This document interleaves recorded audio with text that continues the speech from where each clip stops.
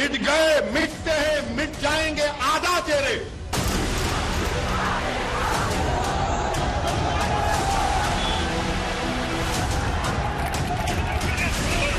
उत्तर प्रदेश का मुख्यमंत्री उत्तर प्रदेश का चीफ जस्टिस बन चुका है।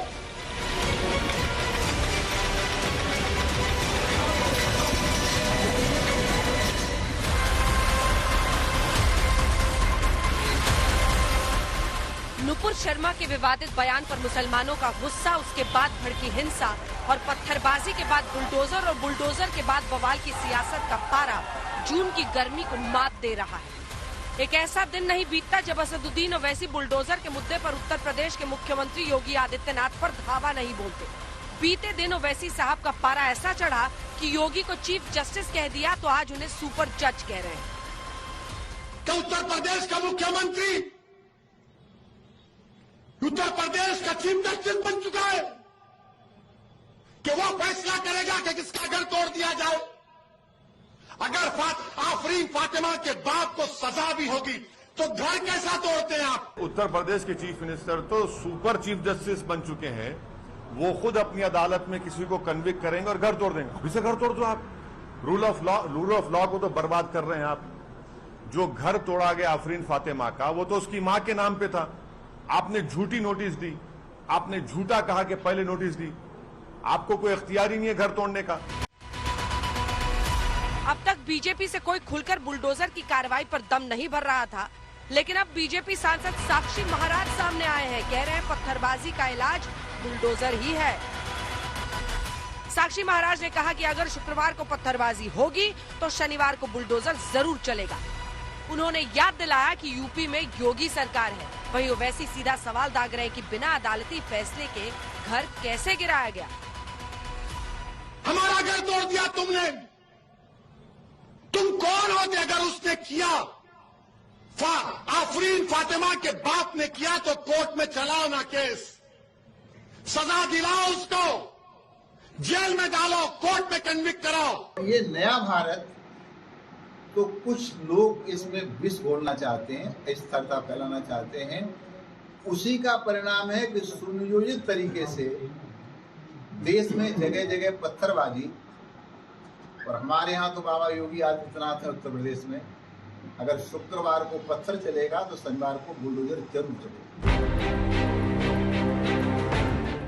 नुपुर शर्मा के बयान के बाद उत्तर प्रदेश में भड़की हिंसा में अब तक 13 एफआईआर और 337 लोग गिरफ्तार हुए हैं। दरअसल प्रयागराज में 10 जून यानी जुम्मे को हुई हिंसा के मास्टरमाइंड कहे जा रहे जावेद अहमद उर्फ पंप के घर को बुलडोजर से ढा दिया गया था।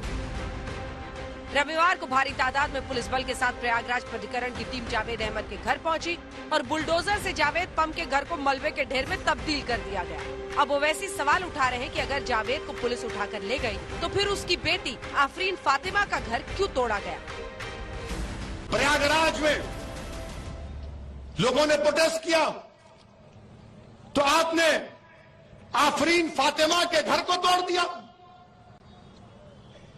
पूरे घर को तोड़ दिया। क्या कहा उत्तर प्रदेश की सरकार ने कि इसका बाप और ये जिम्मेदार है? क्या कोर्ट किस लिए है? फिर बताओ आप, अदालत किस लिए है? जज किस लिए है? पुलिस किस लिए है? अगर तुम तय कर लोगे 15 दिन से नुपुर शर्मा गिरफ्तार नहीं होती और हमारे खिलाफ जजमेंट दे दिया जाता है कि तुम मेन आदमी हो, तुम्हारे घर को तोड़ दिया जाएगा।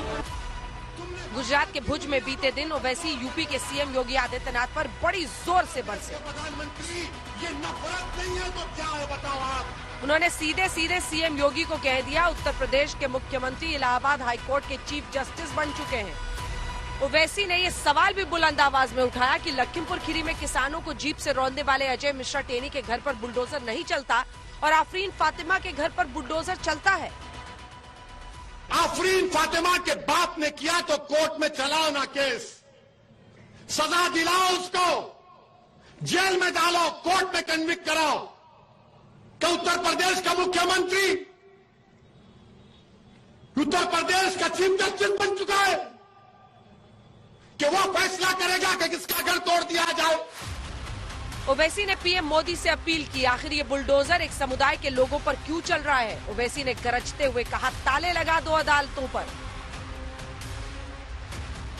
हम देश के प्रधानमंत्री से हाथ जोड़कर विनती करते हैं कि आप अपने नेशनल स्पोक्स पर्सन के खिलाफ